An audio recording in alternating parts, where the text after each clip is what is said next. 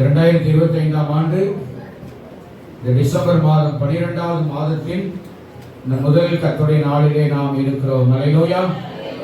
தேவன் நல்லவர். அதனால இந்த 12வது மாதத்திலும் இந்த முதல் கர்த்தருடைய நாளிலே கம்யூனியன் சண்டே சர்வீஸ் வந்திருக்கிற யாவரையும் மனதார வாழ்த்து வரவேற்கிறேன். எல்லாருக்கும் ஸ்தோத்திரம்.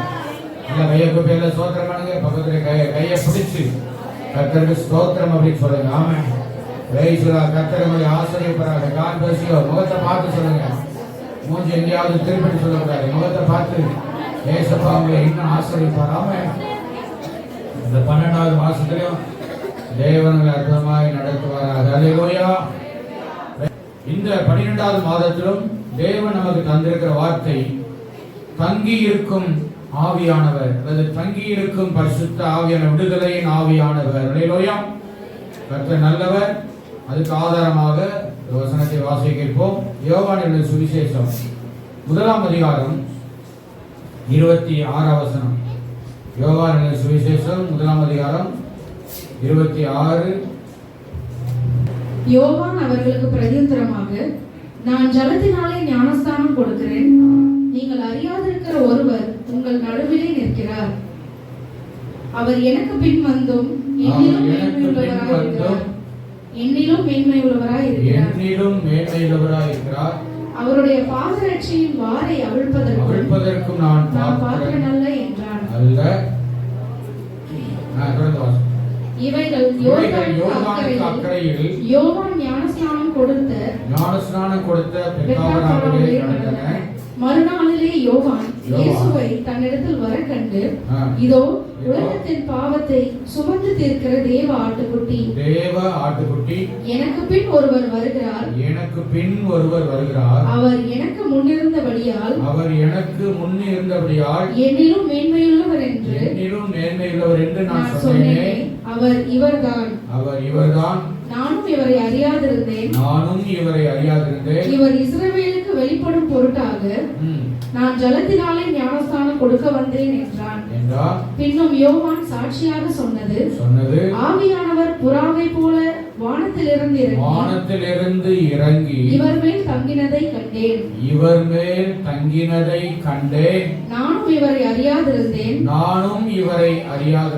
ஆனாலும் ஜலத்தினால் ஞானஸ்தானம் கொடுக்கும்படி என்னை அனுப்பினவர் ஆவியானவர் இறங்கி யார் மேல் தங்குவதை நீ காண்பாயோ அவரே பரிசுத்த ஆவியினால் ஞானஸ்நானம் கொடுக்கிறவர் என்று எனக்கு சொல்லியிருந்தார். அந்தபடியே நான் கண்டு இவரே தேவனுடைய குமாரன் என்று சாட்சி கொடுத்து வருகிறேன் என்றார். இந்த செய்தியுடைய கீவேர்ட் எதுதான்? 32வது வசனம். அல்லேலூயா. ஜலத்தினாலே ஞானஸ்நானம் கொடுக்கும்படி என்னை அனுப்பினவர். அல்லேலூயா. ஸ்தோத்திரம். இந்த யோவானை குறித்து ஏசாயா புத்தகத்திலே அங்கே தீர்க்கதரிசனமாக எழுதப்படுகிறது. வனாந்திரத்திலே வழியை ஆயத்தப்படுத்துங்கள், அவாந்தர வழியிலே ஆறுகளை உண்டாக்குங்கள் என்று சொல்லப்படுகிற, வனாந்திரத்திலிருந்து கூப்பிடுகிற சத்தம் என்று இந்த யோவான் ஸ்நானனை குறித்து ஏசாயா முன்கூட்டியே எழுதி வைத்து விட்டார். அல்லேலூயா. அதன்படி இந்த யோவான் ஸ்நானகன் அப்பா பேர் சகரியா, அம்மா பேர் எலிசபெத். அல்லேலூயா. அலடியா இருந்த அந்த எலிசபெத்துக்கு கர்த்தர் கொடுத்த அந்த கிஃப்ட் தான் அந்த ஜான் பாப்டிஸ்ட் யோவான் ஸ்நானகன். அல்லேலூயா. அல்லேலூயா. இந்த எலிசபெத் மாசமாகி 6 மாசம் கடந்த பிறகுதான் மரியாளுக்கு தேவதூதனால் அறிவிக்கப்பட்டு இயேசு கிறிஸ்து இரட்சகராக இந்த உலகத்திலே வெளிப்பட்டார். அல்லேலூயா. அதனால யோவான் ஸ்நானகனுக்கும் இயேசு கிறிஸ்து ரொம்ப சம்பந்தம் உண்டு. அதே போல எலிசபெத்துக்கும் மரியாளுக்கும் 2 பேருமே எல்லாம் கசின் சிஸ்டர்ஸ், உறவு முறையார்கள். ராமேஸ்வரம் இல்லாம. அல்லேலூயா. அதனாலதான் மரியாள் இங்கே மலை நாட்டுக்கு போய் இங்கே எலிசபெத்தை வாழ்த்தின பொழுது எலிசபெத் வயிற்றில் இருந்ததான குழந்தை பரிசுத்த ஆவியினாலே சொல்லிட்டான். தாயின் வயிற்றிலேயே பரிசுத்த ஆவியினாலே நிரப்பப்பட்டவன் இந்த யோவான் ஸ்நானகன். அல்லேலூயா. Praise the lord. தேவன் நல்லவர். அப்படி நிரப்பப்பட்டவனே தான் ஆவியிலே நிரம்பி இந்த எலிசபெத் மரியாதை பார்த்து சொன்னது, கிருபை பெற்றவளே வாழ்க, கிருபை பெற்றவளே வாழ்க, ஸ்திரீகளுக்குள்ளே நீ ஆசீர்வதிக்கப்பட்டவளே. கவனிங்க, இப்படி இந்த யோவான் அவர் வனாந்தரத்தில் ஞான ஸ்நானம் கொடுத்து கொண்டிருக்கும் பொழுதுதான் இயேசு அங்கே வருகிறார். ராமே சொல்லுங்களாம. எதுக்காக வராது, என்ன நடக்குது பாப்பா அப்படிங்காது போல. அங்கே யோவான் ஸ்நானகனால் ஞான ஸ்நானம் பெற்றுக்கொள்ளும்படி இயேசு அங்கே யூதாவின் வனாந்தரத்துக்கு போனார். அல்லேலூயா. இயேசு வருகிறதை இந்த யோவான் ஸ்நானம் பார்த்தவுடனே என்ன சொன்ன வார்த்தை, இதோ உலகத்தின் பாவத்தை சுமந்து தீர்க்கிற தேவ ஆட்டுக்குட்டி. அல்லேலூயா. சொல்லுங்க அல்லேலூயா. அப்படின்னா ஒருவேளை, ஏன்னா இவர் இந்த யோவான் ஸ்நானகன் பரிசுத்தாவினாலே நிரப்பப்பட்டவர். ஒருவேளை அந்த பலிகடாவை கொண்டு போகப்படுகிறதான அந்த மிருகமானது எப்படி தன்னை தலையை தாழ்த்தி ரொம்ப ஒருவேளை அப்படி இயேசு கிறிஸ்து நடந்து போயிருக்கலாம். ஆமென். அல்லது ஆவியான யோவான் ஸ்நானகனுக்கு வெளிப்படுத்தியிருக்கலாம். இவர்தான் தேவ ஆட்டுக்குட்டி, உலகத்தின் பாவத்தை எல்லாம் சுமந்து தீர்க்கிற தேவ ஆட்டுக்குட்டின்னு சொல்லிட்டு, என்னை விட பெரியவர் ஒருத்தர் வரார், நான் சொல்லியிருந்தேனே, அவர் இவர்தான். அல்லேலூயா. நானும் இவரை அறியாதிருந்தேன் அப்படின்னு சொல்லிட்டு, அப்போ இந்த யோவான் ஸ்நானகனை அனுப்பின தேவனாகிய கர்த்தர் என்ன சொன்னாராம், ஆவியானவர் இறங்கி யார் மேல் தங்குவதை நீ காண்பாயோ. ஹல்லேலூயா. ஹல்லேலூயா. 2025ஆம் ஆண்டு அபிஷேகத்தினுடைய ஆண்டு. ஹல்லேலூயா. விடுதலையின் ஆண்டு, நுகங்கள் முறிக்கப்படுகிற ஆண்டாய் தேவன் நமக்கு வாக்கு பண்ணி வந்து ஒவ்வொரு மாதமும் ஹல்லேலூயா ஆவியானவரை குறித்த சத்தியங்களை நாம தியானித்துக் கொண்டிருக்கிறோம். ஆமென் சொல்லுங்க. ஆமென். அசீரியரின் நுகங்கள், பார்வோனின் நுகங்கள் எல்லாம் முறிக்கப்பட்டிருக்கிறது. ஆமென். உலகப்படைய வாழ்க்கையில் ஆண்டவர் பெரிய செய்து வருகிறார். ஆமென். அதே போல நமக்கு பலவீனங்களை உதவி செய்கிறார். ஆவியானவர் நமக்காக வேண்டுதல் செய்கிறார், கொடியேற்றுகிறார். ஆமென். ஸ்தோத்திரம். பகிர்ந்தளிக்கிறார், உயிர்ப்பிக்கிறார், போதிக்கிறார் என்கிற சத்தியங்களை கடந்த மாதங்களிலே இந்த 11 மாதங்களை தியானிக்க உதவி செஞ்சாரு. 12வது மாதத்திலேயும் இந்த ஆண்டின் வாக்குத்தத்தத்தின் அடிப்படையிலேயே இயேசுவின் மேல் தங்கி இருக்கிற இந்த பரிசுத்த ஆவியானவர், விடுதலையின் ஆவியானவரை குறித்து இந்த மாதத்திலே தியானிப்பது சால சிறந்ததாய் இருக்கும்.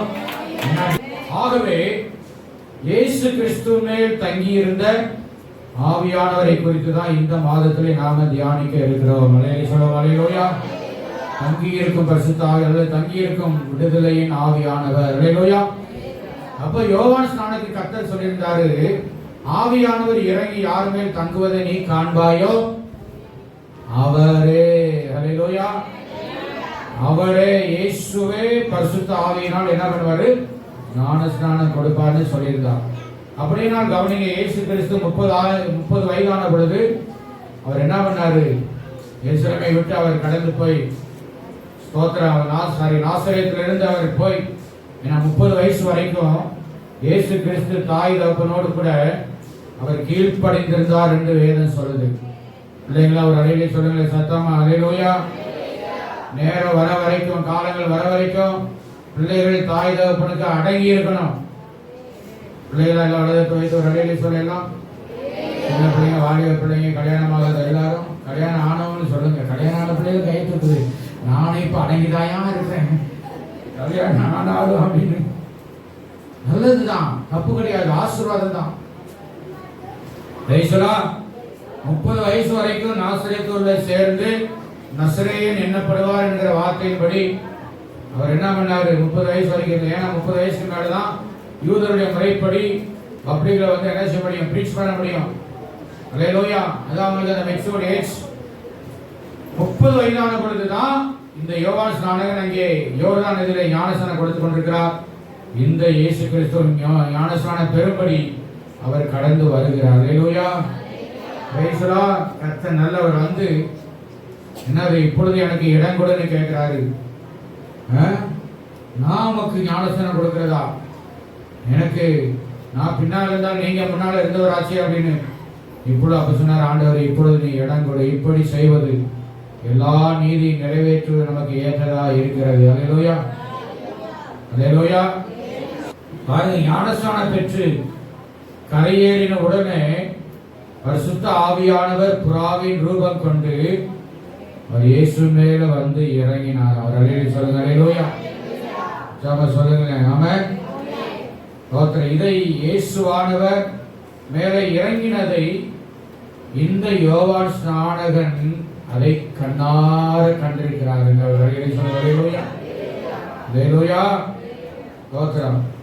இதோ வானம் திறக்கப்படுகிறதையும் தேவ ஆவி புறாவை போல இறங்கி தம்மேல் வருகிறதை கண்டார். இயேசுவும் கண்டார், ஞானஸ்நானம் கொடுத்த யோவான் ஸ்நானகனும் அதை கண்டார்.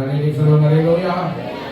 ஆனா வருவதற்கு முன்னாடியே ஆண்டவர் சொல்லிட்டார் யோவான் ஸ்நானகிட்ட, யார் மேல இந்த ஆவி இறங்கி வருவாரோ அவரு தான். அல்லேலூயா. அவர் மூலமா தான் விடுதலை, அவர் மூலமா தான் ரட்சிப்பு. ராமேஸ்வரம் யார் மேல இந்த ஆவியானவர் தங்கி இருப்பாரோ. அல்லேலூயா, ஸ்தோத்திரம். அப்ப இயேசுவின் மேலே தங்கி இருந்த ஆவியானவர், நீங்க நினைக்கலாம் இயேசு புதிய ஏற்பாட்டிலே தான் அவர் இருந்தார் அப்படின்னு நம்ம நினைச்சுக்க கூடாது. ஆமென். ஸ்தோத்திர. சாலமோன் ராஜாவுக்கு கர்த்தர் அங்கே முன்கூட்டியே அவர் என்ன பண்ணாரு, இயேசுவை குறித்த சில தீர்க்க தரிசனங்களை எழுதி வைத்திருக்கிறார். ராமேஸ்வரம் இந்த ஜெப நாட்களிலே 4வது நாள் நினைக்கிறேன், சாலமோன் ராஜா செய்த விண்ணப்பத்தை குறித்து தியானித்தோம்.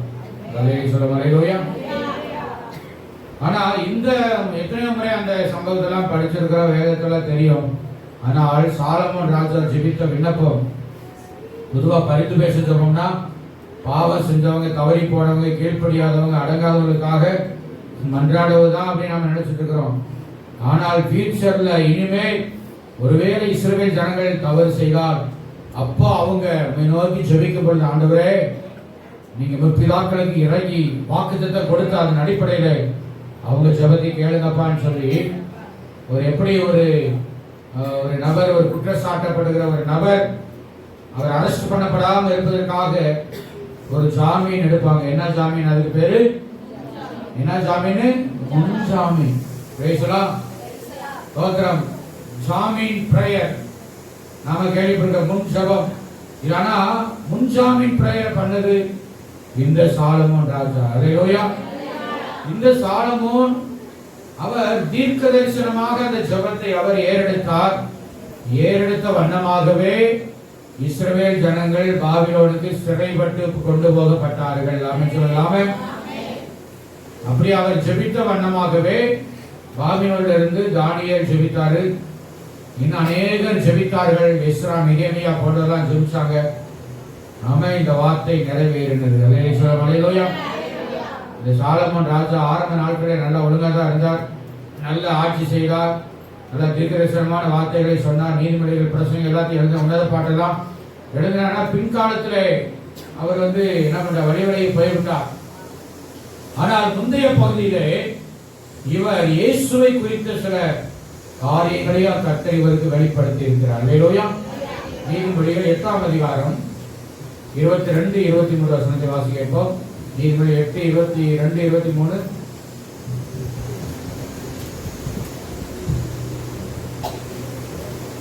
கர்த்தர் தமது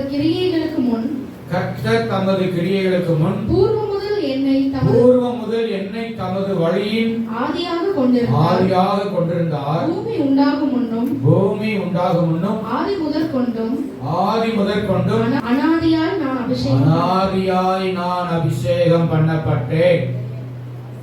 அல்லேலூயா. அல்லேலூயா. பூமி உண்டாகும் முன்னும் ஆதி முதற் கொண்டும் அனாதியாய் நான் அபிஷேகம் பண்ணப்பட்டேன். இதை யாரை குறித்து எழுதப்பட்டிருக்கிறது? ஆண்டவராகிய இயேசுவை குறித்த சத்தியம். அல்லேலூயா. சொல்லுங்க, அல்லேலூயா. I have been established from everlasting. Praise the Lord. From the beginning, before there was ever and earth. Hallelujah. அனாதியா என்று சொன்னால் அது அர்த்தம் எவர் லாஸ்டிங், நித்திய நித்திய காலமாக. அல்லேலூயா. அனாதி தேவனே உனக்கு அடைக்கலம், அவருடைய நித்திய புயங்களே உனக்கு. அனாதை வேற, அனாதி வேற. அந்த ஒரே ஒரு எழுத்து தான் வித்தியாசம். தை போட்டா தை பிறந்தால் வழி பிறக்கும் அப்படின்வாங்க. தை போட்டா அது அனாதை, விசாரிப்பட்டவர்கள், கேட்பாரற்றவர்கள், கைவிடப்பட்டவர்கள். அனாதி என்று சொன்னால் அது நித்தியத்தை குறிக்கிற ஒரு வார்த்தை, எவர் லாஸ்டிங் என்று அர்த்தம். அல்லேலூயா. அனாதியாய் நான் அபிஷேகம் பண்ணப்பட்டேன். சாலமோன் மூலமாய் இயேசு பேசி, இயேசுவே தன்னை இங்கே வெளிப்படுத்தினார். கைகளை தட்டி கட்ட மகிமைப்படுத்தினார். அல்லேலூயா. இன்னும் அதே அதிகாரம் பின்னாடி 29, 30 வாசி. 29, 30. சமுத்திர ஜலம் தன் கரையை விட்டு மீறாதபடிக்கு அதற்கு எல்லையை கட்டளையிட்டு பூமியின் அஸ்திவாரங்களை நிலைப்படுத்துகையிலும் நான் அவர் அருகே செல்ல பிள்ளையாய் இருந்தேன். நித்தம் அவருடைய மன மகிழ்ச்சியாய் இருந்து எப்பொழுதும் அவர் சமூகத்தில் கலிகூர்ந்தேன். அல்லேலூயா.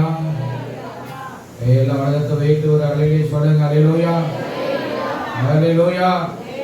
பூமியை அதாவது நிலைப்படுத்துகையில் அஸ்திவாரங்கள். அடுத்து சமுத்திர ஜலம் தன் கரையை விட்டு மீறாதபடிக்கு நான் அவர் அருகே செல்ல பிள்ளையாயிருந்தேன். அவர் அலையிலே சொல்லுங்க. அல்லேலூயா. அல்லேலூயா. சின்ன ஆட்டுக்குட்டி நான் இயேசு அப்பாக்கு, செல்ல ஆட்டுக்குட்டி நான் இயேசு அப்பாக்கு, இயேசு அப்பாக்கு, செல்ல ஆட்டுக்குட்டி.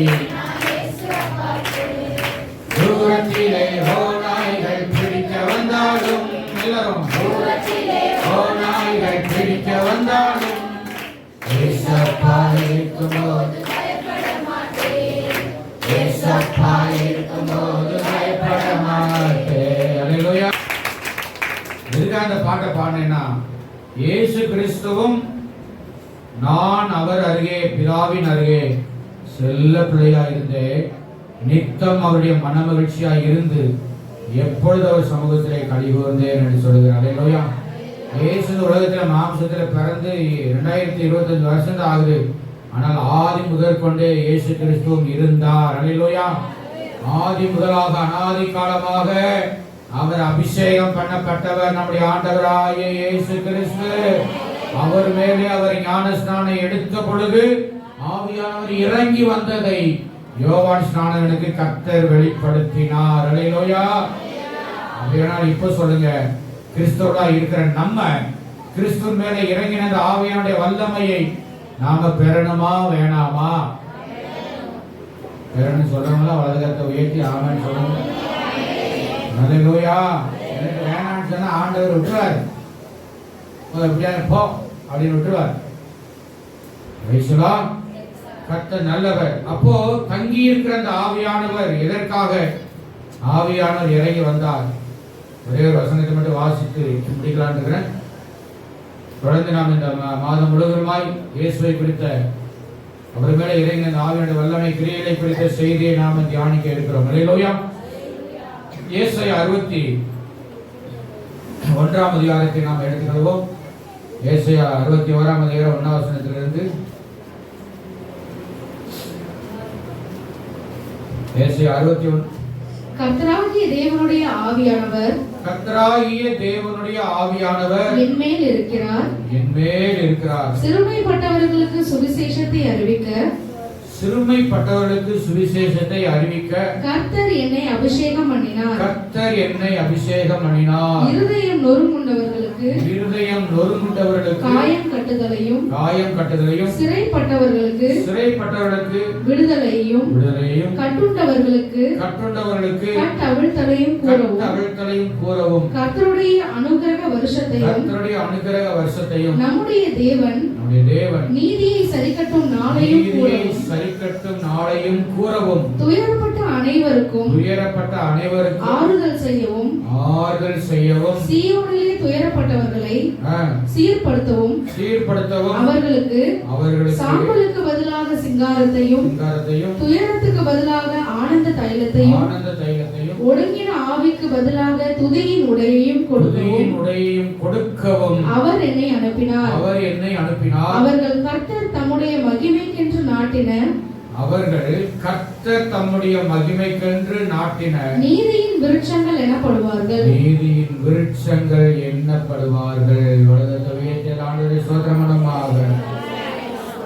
இதுதான் சோத்திரமா? ஆத்திரம் மட்டும் வரட்டும், ஆத்திரம் மட்டும் வந்ததுன்னா பொத்துக்கிட்டு வரும்.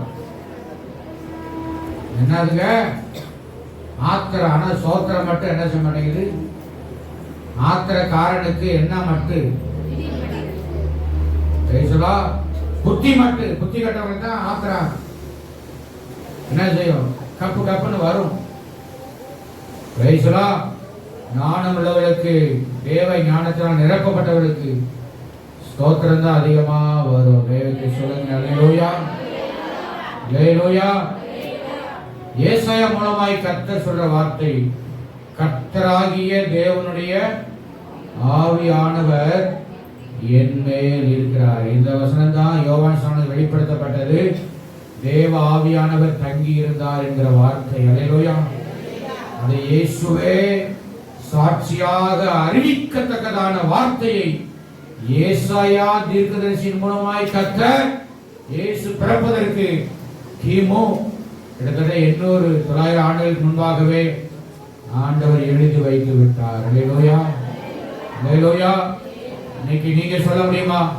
கர்த்தராகிய தேவனுடைய ஆவியானவர் என் மேல இருக்கிறார். எத்தனை பேர் நீங்க சொல்ல முடியும்? சொல்ல முடியுதா? சொல்ல முடியுமா? இந்த கேள்வியோடு இந்த வார்த்தையை முடிக்கிறேன். தேவனுடைய ஆவியானவர் இயேசுவின் மேல வந்ததுனாலே எவ்வளவோ நன்மைகள் இந்த உலகத்துக்கு ஏற்பட்டிருக்கிறது, ஆசீர்வாதங்கள் ஏற்பட்டிருக்கிறது, வல்லமை வெளிப்பட்டிருக்கிறது. நிறைய காரியங்களை இங்கே சொல்றாரு. இன்னைக்கு நாம செய்ய வேண்டிய, இன்னைக்கு தேவன் நம்மோட பேசுற வார்த்தை நாம சொல்லணும் விசுவாசத்தோட, உறுதியோட. ஆவியானவர் என் மேல இருக்கிறார். அல்லேலூயா.